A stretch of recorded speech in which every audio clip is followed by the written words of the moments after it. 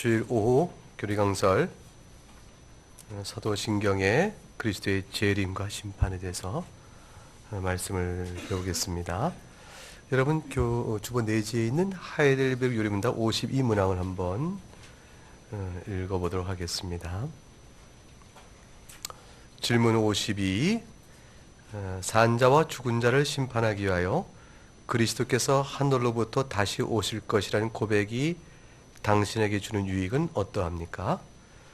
내가 그 어떠한 슬픔 가운데 처하게 될지라도 또 그 어떠한 핍박을 당하는 일이 있더라도 하늘을 향해 눈을 들어 나를 대신하여 하나님 앞에서 이미 심판을 받으시고 내가 받아야 할 모든 저주를 내게서 제하여 주신 바로 그 그리스도께서 다시 오셔서 이 모든 일을 심판해 주실 것을 확신을 가지고 기다립니다. 그리스도는 그의 원수인 나의 모든 원수에게서 저주의 형벌을 내리시어 영원히 멸망시킬 것입니다. 그러나 그가 택하신 모든 자들과 더불어 나를 하늘의 기쁨과 영광 가운데로 이끌어 들이시고 그와 함께 거하도록 하실 것입니다. 성경에 기록되어 있는 예수 그리스도와 관한 중요한 고백, 대표적 고백, 그 고백이 없으면 기독교적 신앙을 지킬 수 없는 핵심적 고백, 그 요소는 첫째는 예수 그리스도는 영원부터 계신 성자 하나님이시다라는 사실이에요. 둘째는 그가 때가 되어짐에 약속대로 성경대로 육신을 입으사, 육신이라는 것은 영혼과 육신을 포괄하는 대표 개념이에요. 영혼은 빼고 육신만이라는 뜻이 아니라 즉 인성을 가지시고 이 땅에 오셨다라는 성육신 문제. 그리고 그가 이 땅에서 고난을 받으시고 율법에 흠이 없는 의를 이루신 다음 십자가에 죽으셨는데, 죽으심이죠. 죽으셨는데 그것이 바로 우리의 죄를 대신 지시고 죽으시라. 그래서 우리의 죄의 형벌을 대신 갚으셨다. 그래서 그리스도의 영원토록 계셨던 하나님, 그 다음에 성육신, 그의 십자가 죽음의 대리속죄, 그 다음 뭐가 또 중요하겠어요? 그리스도 관해서 그의 부활이죠. 부활. 예수 그리스도 부활하셨다는 사실이에요. 부활 다음에 그 다음에 또 뭐가 중요하겠어요? 지난주에 우리가 교령했던 것, 하늘로 오르신 승천하셔서 지금 어디에 계시죠? 하나님 우편에 계시다라는 말의 의미가 뭔지를 아시는 게 중요하죠. 우편에 앉아 계시면 우리 박종영이 얘기했듯이 하나님의 오른쪽 왼쪽이 아니요 하나님의 권능과 통치의 권세 아래 함께 참여한 바가 된 것을, 영광 가운데 계신 것을 말한다 그랬어요. 이런 다음 오늘 공부할 게 뭐냐면 재림하신다는 거예요. 재림하셔서 심판하신다는 사실에 대한 고백입니다. 이 고백을 빼면 이 앞에 있는 모든 고백의 의미가 없어지는 것이죠. 그리스도의 왕권의 통치가 온전히 실현되어질 그날이 반드시 온다는 사실입니다. 그래서 예수님께서 재림하셔 심판하신 사실은 부인하면 애초에 십자가 대속과 그의 부활도 의미가 없어지고 성수인 자체도 의미가 없어지는 것이에요. 어디에 계시다가 예수님이 재림하시죠? 어디에서부터? 사도신경에서 뭐라 되어 있죠? 저리로서라는 말은 무슨 뜻일까요? 그곳으로부터예요. 그곳으로부터. 저리로서는 그곳으로부터 오신다. 그곳은 어딜까요? 낙원이죠. 낙원에 계신 주님께서 그것으로부터 이 땅에 재림하셔서 뭘 하세요? 심판이라는 것은 뭐예요? 뭐와 뭐를 구분하죠? 의인과 악인을 구분하여 심판을 행하십니다. 베드로 후서를 열어보겠습니다. 베드로 후서 3장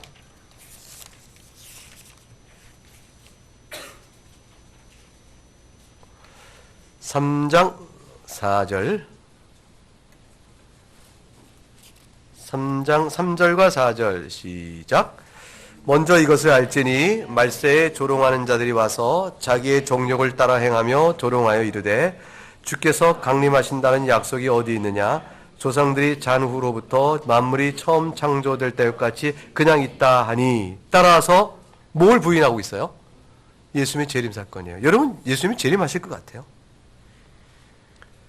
예수님께서 재림하실 것 같으려면 어떤 게 있으면 재림이 있을 것 같고 재림에 대한 가능성을 믿을 만할까요?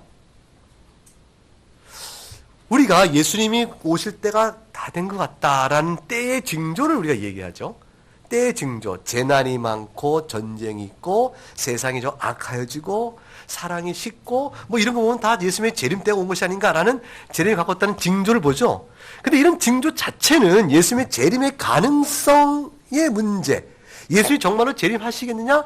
재림하신다면 세상을 역사를 종결짓고 새롭게 하신다는데 그런 일을 하겠냐라는 것에 대한 실증적인 예비적 증거들은 아니에요. 그냥 세상이 어수선하니까 이대로는 안 되겠다. 이대로 세상이 가겠냐. 그러니까 예수님이 재림하실 거야. 라는 식의 판단인 것이지. 예수님 재림 자체는 역사를 종결짓는 사건이기 때문에 역사의 종결짓는 사건, 이건 초자연적 사건이에요. 근데 우리가 경험하는 재난, 다툼 이런 건 전부 다 뭐죠? 자연 안에서 벌어지는 악의 형태죠.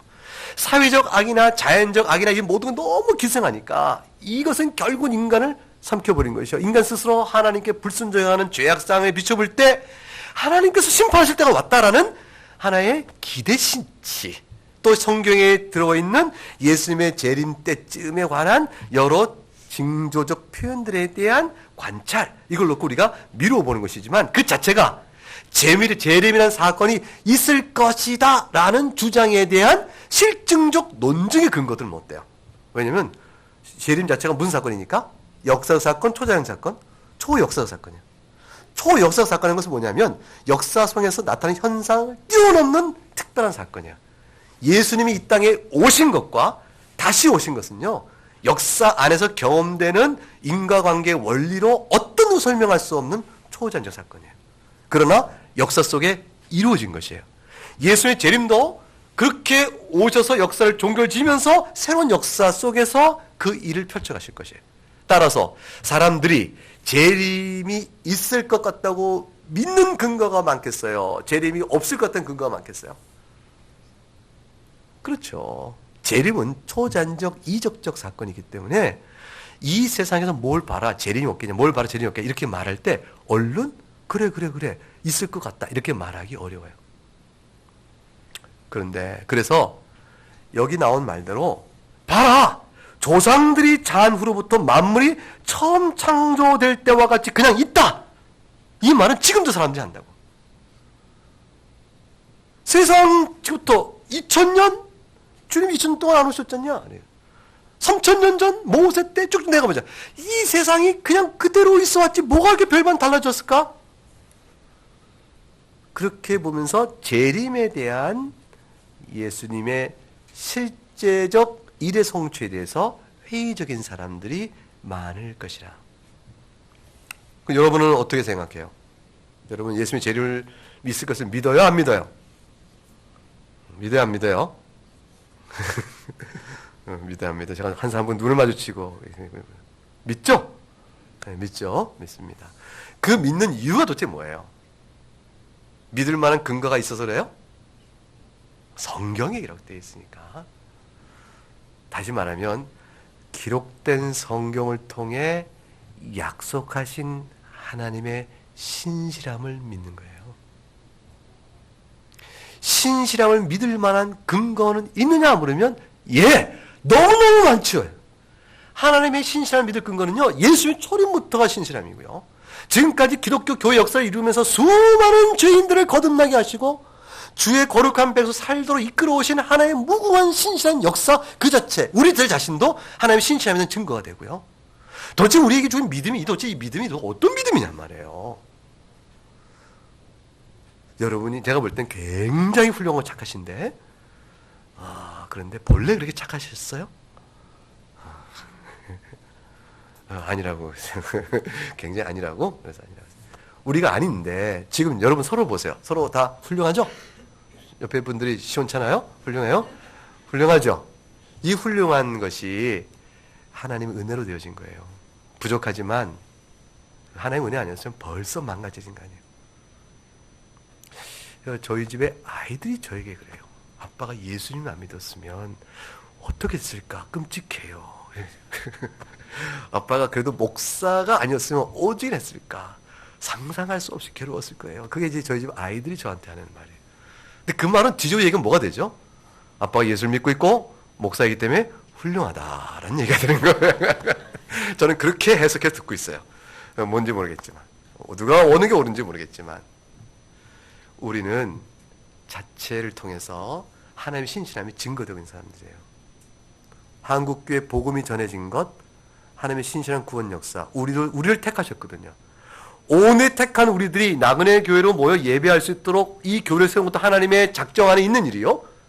하나님의 통치 권세에 있는 일이기 때문에 이 교회를 세우려면 100년 전에도 이 땅에 복음이 안 전해지면 어떻게 이 교회가 세워지겠어요? 그 역사 속에 갈래 수많은 경우의 수를 통해서 믿는 사람의 복음 역사 이루어지고 한국교회 전통 이루어지게 하시고 그건데 오늘날 우리 교회도 있게끔 하시는 거예요. 우리는 전부 다 한국교회 아들이죠. 우리 개개인이 다 그런 것이고 한국교회를 사랑해야 되는 거예요.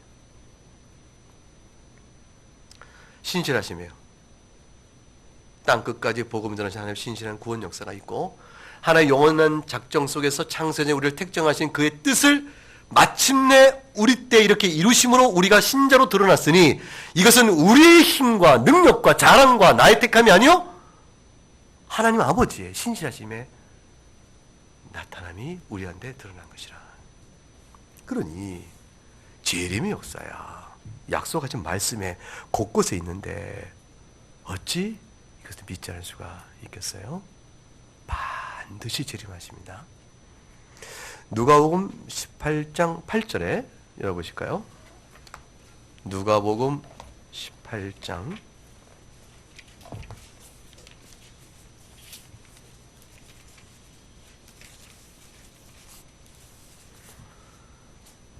7절과 8절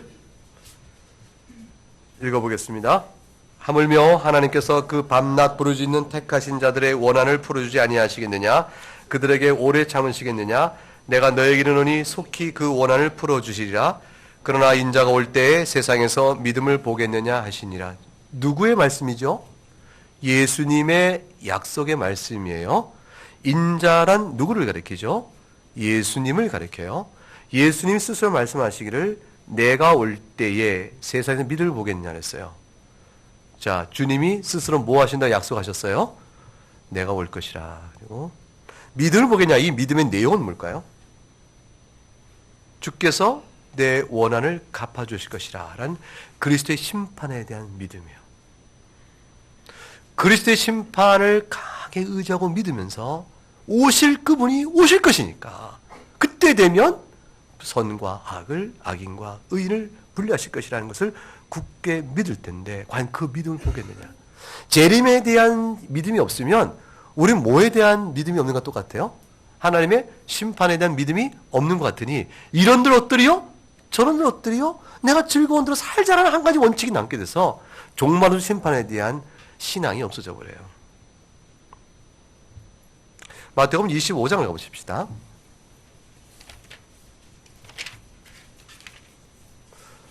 마태복음 25장 34절에 가게 되면 그 심판이 어떨 것인가가 나와 있어요.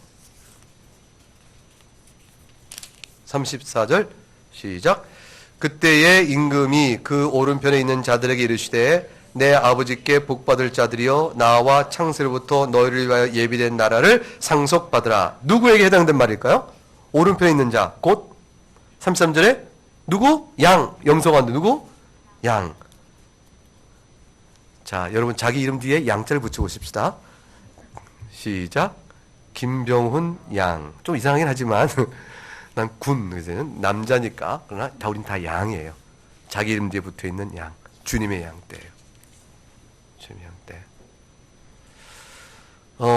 저에게 이제 제가 예전에 신학교 다닐 때 말씀에 충실한 사역자가 되기를 바라는 마음을 갖고 저에게 성경책을 선물해준 좋은 친구가 있었어요. 그 친구가 성경 안에도 뭐라 썼냐면 주님의 양떼를 말씀의 꼴로 먹일 목자가 되소서.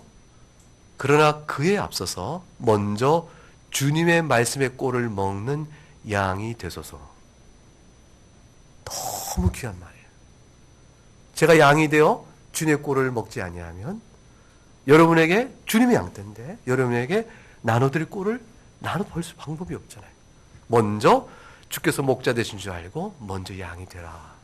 그리고 권면과 더불어 사역의 책임을 써주면서 무겁게 성경을 선물했어요. 그 친구를 지금 생각하죠. 네. 주님께서 우리를 양으로 취급하셔서 양으로 된 우리들에게 뭘 약속하셨습니까? 창세로부터 너희로 예비된 나라. 우린 지금 그 나라를 어디서 보고 있어요? 교회 안에서 보고 있잖아요. 우리 안에 운행하신 성령의 통치, 그 안에서 우리의 역사하시는 하나님 나라의 영광을 보면서 그래서 창세로 예비된 나라가 이거였구나. 그 가시적 실체를 그때 가서 우리가 눈으로도 목도하고 알게 될 거예요. 지금은 영적으로 아는 나라를. 그런데 41절에 가시면 또 다른 사람이 있어요. 그 사람들은 어떤 일이 벌어질까요? 41절 시작. 또 왼편에 있는 자들에게 이르시되 저주를 받은 자들아 나를 떠나 마귀와 그 사자들을 위하여 예비된 영원한 불에 가라 그랬어요. 너무 끔찍. 이거 누가 하신 말씀이죠 지금? 예수님께서 하신 말씀이에요. 여러분 지옥의 형벌의 심판은 누구의 말을 통해서 성경에 확정되고 있죠? 예수님 말씀이에요. 지옥에 대한 모든 성경적 교훈에서 예수님 말씀을 싹 빼면 남는 게 몇 개 없는데요. 지옥에 관한 형벌의 가르침의 거의 대부분이 다 예수님 직접 하신 말씀이에요. 여러분 그 사실을 성경에서 뽑아놓고 보면 놀라운 일이에요. 주님께서 심판을 명하신 것이에요. 주님께서 이 심판을 말씀하신 건 뭐냐면 심판의 왕권적 통치가 반드시 그렇게 드러날 것이요. 그걸 통해서 공의의 심판을 통하여 하나님의 영광을 드러내실 것이기 때문에 그래요. 근데 이 심판이 없으면 영광의 나타내심이 없어져요. 우편에 있던 양떼에게는 하나님의 긍휼의 영광을 드러낼 것이요. 왼편에 있던 염소들에게는 뭐가 됩니까? 하나님의 공의 영광을 드러내게 되실 것입니다. 바울 사도가 오늘 본문 데살로니가 후서 1장에 하신 말씀을 한번 다시 돌아가 보겠습니다. 거기 보면 지금 방금 말씀하셨던 그리스도 심판이 어떻게 드러날 것인가에 대해서 바울 사도가 이렇게 기록을 해놓은 것입니다. 6절에 보면 너희로 환난을 받게 하는 자들에게는 환난으로 갚으신다. 너희는 누구냐면 4절에 보니까 너희가 견디고 있는 모든 박해와 환난 중에서 그랬어요. 박해와 환난을 왜 받아요? 믿음 때문에 받아요. 그래서 너희 인내와 믿음으로 말미암아 그랬어요. 성도가 믿음을 지켜가는 동안에 인내로 견딜 수밖에 없는 환경의 압박이 와요. 박해와 환난이 있게 되는 것이죠. 그럴 때 그 인내로 말미암아 여러 교회에서 우리가 친히 자랑하는데 그런데 왜 자랑하냐면 너희가 지키는 믿음과 인내가 바로 5절에 너희로 하여금 하나님 나라에 합당한 자로 여김을 받게 하는 증거가 된다 그랬어요. 이 증거가 되는데 그러나 걱정하지 마라. 조금만 견뎌라. 너희에게 환난을 받게 하도록 하는 자들에게 하나님께서 환난으로 갚으실 것이고 인내한 너희들에게는 7절에 뭐로 갚아준다고 되어 있습니까? 안식이에요. 안식. 이 안식이 뭐냐면 환난과 궁핍과 기근과 모든 고통으로부터 면쾌함을 받는 평안이죠. 주께서 안식일을 정하셔서 우리에게 주일에 예비함으로 안식케 하신 이 안식, 이게 세상 근심을 내려놓고 여러분 사실 주일날에 나왔을 때 근심될 일 없어요? 세상에 근심들 있고 혹시 가게 한 사람 오늘 문 열어야 되는데 내일 시험에서 시험 공부해야 되는데 뭐 등등 근심될 일이 많이 있잖아요. 그걸 주님 앞에 내려놓고 모이는 거예요. 내려놓고 주께서 예배 중에 모이라 했으니 내가 해야 될 일요일에 또는 주일에 내가 해야 될 많은 나의 염려들을 하나님께 전적으로 맡기는 거예요. 주권적 통찰 주님께서 이 일을 이끌어 주실 줄 믿습니다. 어찌 되어지든 하나님의 손에 이 모든 일을 맡기고 나는 주의 명령에 따라서 주 앞에 내 모든 염려를 내고 안식합니다. 근데 주일날 교회 와가지고는 염려 때문에 불안해하는 거예요. 내가 지금 여기 있을 때가 아닌데 내가 지금 여기 있을 때가 아닌데 내가 할 거 즐겁고 즐길 것 먹을 것 마실 것 뭐 염려될 것 뭐 돈 벌 것 공부할 것 이렇게 너무 많은데 내가 이러고 있을 게 아닌데 이렇게 생각되는 것은 교회에 나와 있으나 안식을 못 누리는 것이죠. 그러니까 그런 사람은 교회에 나오는 게 안식을 누리는 거예요? 아니면 멍해요? 멍해죠. 멍해죠. 주님께 안식을 누리는 건 뭐냐면 맡기라는 거예요. 왜냐하면 주님은 우리의 예배를 받으시면서 착취하시는 분이 아니에요. 우리에게 내가 역사의 주인이 아니냐, 내가 네 삶을 이끌어가지 않느냐, 맡기라. 그래서 주님께 턱 맡기고 나니까 아, 그래, 내가 염려될 일이 아니다. 하나님께 맡기죠. 주 앞에 기도하는 거예요. 주님께 맡깁니다. 주님, 선이 도와주세요. 어찌됐든 하나님의 인도하심인 줄 알고 범사에 감사함으로, 인내가 필요할 땐 인내로, 기쁨일 땐 기쁨으로 제가 일을 경험하겠습니다. 너무 일이 좋아져서 하나님 너무 기뻐요. 막 기뻐해야 돼. 너무 기뻐하다가 조금 너무 기뻐하나 주책맞다 싶어서 억제하지 말고 너무너무 기뻐하시죠. 좋은 일이 있으면. 슬픔이거나 힘들면 하나님 아파하시고. 그건 우리 자연적 정서에 따른 하나님과의 대화의 교회예요. 대화의 교통이 있는 거예요. 그러나 맡기는 거예요. 주님께 맡기고, 주님 맡겼으니 이제는 오늘 하루의 시간이 주 앞에 맡겼으니 어때요? 심령의 자유로워요. 이제 나는 주께로 주는 말씀 듣고 하나님을 찬양하는 대로 내 마음의 즐거움을 얻으리라. 그 가운데 누리는 거예요. 그럼 주께서 안식으로 갚으시는 것이죠. 그리고 마침내 그날에도 심판 때 그 참된 안식에 그래서 우리에게 주어 주실 것이라, 그거죠. 하나님이 공에 나타나면 7절에 자기 능력의 천사들과 함께 하늘로부터 불꽃 가운데 나타나실 때에 8절 읽어보십시다. 하나님을 모르는 자들과 우리 주 예수의 복음에 복종하지 않는 자들에게 형벌을 내리시리니, 9절, 이런 자들은 주의 얼굴과 그의 힘의 영광을 떠나 영원한 멸망의 형벌을 받으리로다. 형벌을 내리시는데 그 형벌의 성격을 뭐라고 했어요? 무슨 멸망? 영원한 멸망이랬습니다. 요한계시록 20장을 가볼까요? 요한계시록 20장 11절과 12절, 이 사실에 대해서 11절 12절 읽어봅니다. 시작. 내가 크고 흰 보좌와 그에 앉으신 이를 보니 땅과 하늘이 그 앞에서 피하여 간데 없더라.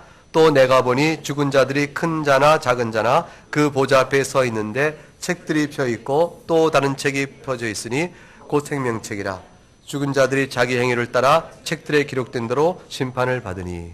나중에 심판을 받습니다. 심판을 받을 때 하나님께서 우리 모든 걸 아시는 주께서 우리를 심판하실 만한 사실조사가 부족할까요? 충분할까요? 완전할까요?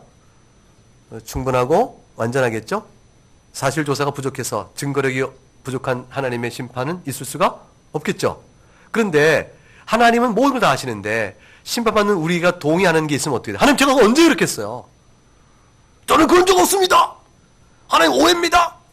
이렇게 말하면 하나님께 뭐라고 하시겠어요? 내가 그걸 모를 줄 아느냐?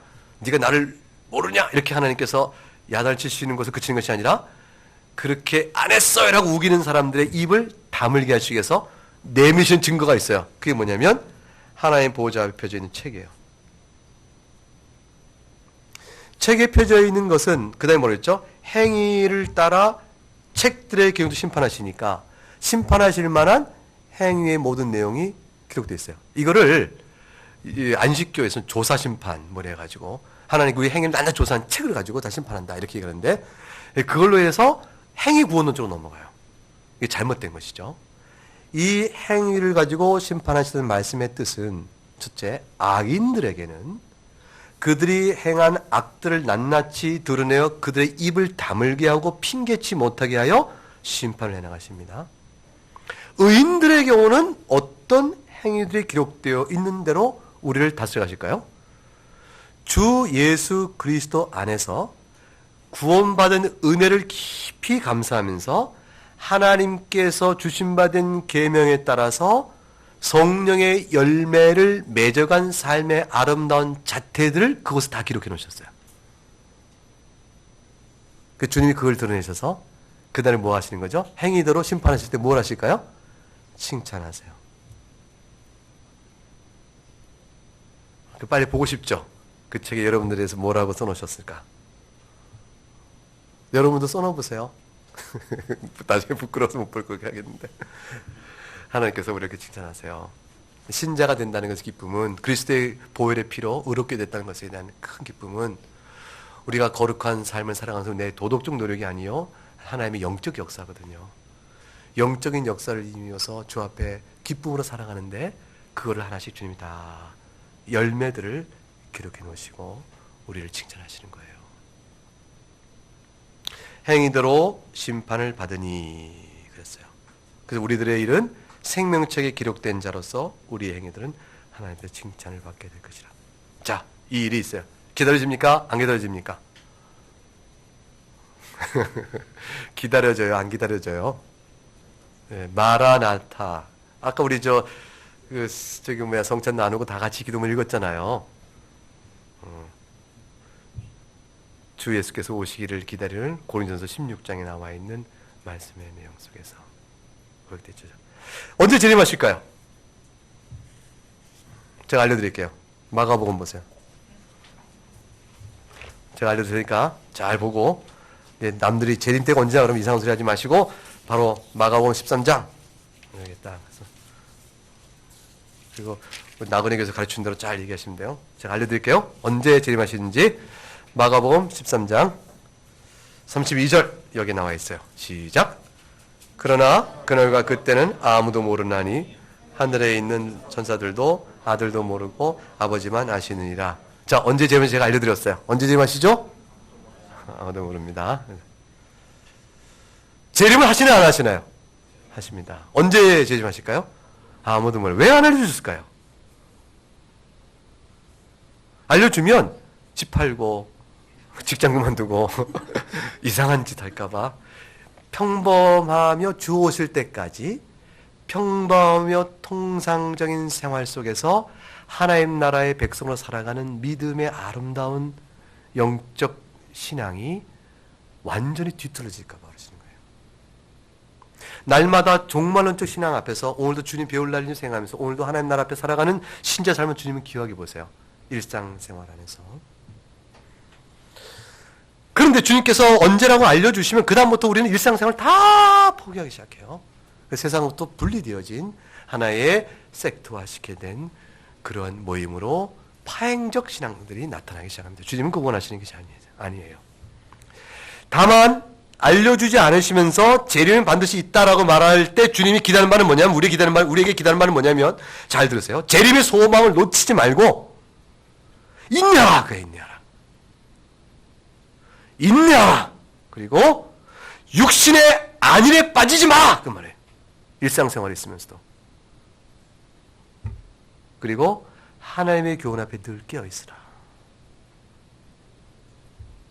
그리고 불경건한 자들이라면, 우리가 불경건한 악을 범한다면 회개를 미루지 마라. 언제 오실지 모르니까. 언제 올지 모르니까 회개 나중에 해! 이런 태도가 아니라 거꾸로 뭐죠? 언제 올지 모르니까 도둑같이 오실 거니까 회개를 미루지 말아야겠다. 말씀 앞에 깨어 있어야겠다. 그리고 반드시 오실 것이니까 인내를 하며 살아라. 신자들에게 영적 유익을 주기 위해서 이렇게 때를 말씀하지 않으시고 그러나 내가 올 것이다 이렇게 말씀하신 거예요. 이거는 주인이 올 것인 줄 믿고 주인이 오실 때 어떻게 주인을 뵐 것인가를 알며 오실 주인을 생각하며 충실한 청직이라면 어떻게 살 것인가 생각하면 알죠. 충실한 청직이라면 어떻게 하겠어요? 주인이 올 때 그 앞에서 내가 어떻게 결산할 걸 알고 항상 언제 오실지 모르는 주인을 대비하는 마음으로 깨어있지 않겠어요? 악인은 어떻게 할까요? 악인은 재림하신다는 말씀을 듣기 좋아할까 안 듣기 좋아할까요? 듣기 좋아하지 않죠. 심판이 있다는 말씀을 듣기 싫어하죠. 그런데 만에 하나 심판이 있다면 어떡하지 하는 두려운 마음은 있죠. 두려운 겁은 나요. 겁은 나는데 믿고 싶지는 않죠. 그리고 심판의 재림에 대해서 없다라는 소리를 높이고 싶죠. 그러면서 회개를 미루죠. 그리고 아까운데 계속 있어요. 회개를 미룰 권세가 우리한테 있어요, 없어요? 없어요. 회개를 미루고 있다면 회개를 미루고 있다는 사람에게 길 가다 넘어졌으면 좋겠어. 이런 말은 목사가 할 말이 아니죠. 그러다 길 가다 넘어져서 코를 탁 깼어. 그러다 한번 큰일 뻔했네. 한번하면 눈을 큰일 날 뻔했어. 이러다가 사람이 넘어지면 죽을 수도 있겠다. 이런 생각이 혹시 든다면 그 다음부터 어떤 생각이 이어져 왔으면 좋겠어요? 넘어져도 사람이 그렇게 생명을 지킬 수 없는 일이 있을 수 있다면 회개는 내가 미룰 일이 아니구나 하는 생각이 미쳐진다면 조금 넘어져도 괜찮겠다는 생각이 드는 거죠. 여러분, 이거 제가 예를 든 건데 적절한 예인지는 모르겠어요. 말을 다 끝냈는데 확신은 안 쓰네요. 사랑하는 성도 여러분이 성숙하니까 용납하시고 잘 들어주길 바라요. 회개는 미룰 일이 아닙니다. 주님께서 재림의 때와 심판을 분명히 말씀하시면서도 그때가 언제인지 말씀하지 않으신 것은 미루지 마라. 깨어있으라. 그러나 인내로 기다리라. 미래의 영광을 바라보는 신자가 되어야겠습니다. 그럴 때 성도에게 주는 이 땅에 사는 위로가 뭡니까? 주께서 다시 오셔서 악인과 의인을 심판하실 것이라고 믿기 때문입니다. 그래서 오늘 하이데브 요리응답의 강설에 이렇게 말씀하신 것이에요. 자, 첫 번째 답을 다시 한번 읽어볼까요? 내가 그 어떠한 슬픔 가운데 처하게 될지라도, 첫째, 둘째, 또 그 어떠한 핍박을 당하니 있더라도 그럴 때 어떻게 하라고요? 하늘을 향해 눈을 들어 나를 대신하여 하나님 앞에 이미 심판을 받으시고 내가 받을 모든 저주를 내게 제하여 주신 바로 그 그리스도께서 다시 오셔서 이 모든을 심판해 줄 것을 확신을 가지고 기다립니다. 다시 오시는 주님은 여러분을 벌하러 오신 분이에요? 여러분을 위로하러 오신 분이에요? 위로하러 오신 분이에요. 왜냐하면 그래서 그 말 써놓은 거예요. 모든 저주를 내게서 이미 제하해 주셨다. 이게 캐톨릭에서 믿는 예수와는 다르다. 그거예요. 천주에서 믿는 예수님은 심판과 저주를 제하해 줬다고 하지만 나에게 연옥의 형벌이 얼마큼 커야 될 것인지 말해주러 오는 분이에요. 재림에 오셔서 내가 이 죄대로 얼만큼 많이 벗겨낸가를 증명해 주러 오시는 분이 예수님이에요. 얼마나 무서워요. 근데 우리 예수님은 그런 분이 아니다. 그래서 그 말을 얻어 집어넣은 거예요. 그리고 원수를 형벌하고 그다음 마지막 그러나부터 읽어보세요. 밑에 둘째 줄. 그러나 그가 택하신 모든 자들과 더불어 나를 하늘의 기쁨과 영광 가운데로 이끌어 들이시어 그와 함께 거하도록 하실 것입니다. 이것이 우리를 위로하는 말씀이라. 사도신경을 우리가 함께 고백할 때마다 재림과 심판의 이 확실한 고백을 마음에 두어 좋게 여러분 나그네 신앙길 속에서 주와 동행하시며 담대한 마음으로 감당할 수 있기를 축복합니다.